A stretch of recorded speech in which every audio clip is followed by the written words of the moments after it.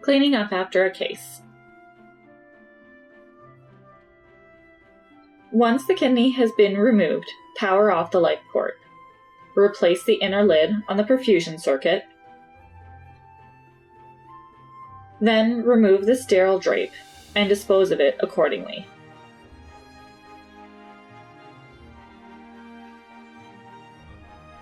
Replace the outer lid on the perfusion circuit and remove the perfusion circuit from the LifePort by disconnecting the pressure sensor, turning the latch, and opening the pump head.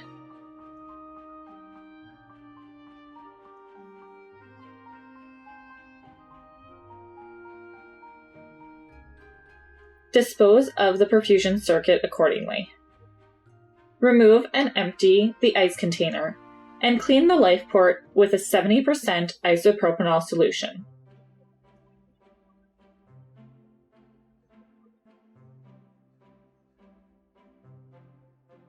Replace the ice container and ice container lid,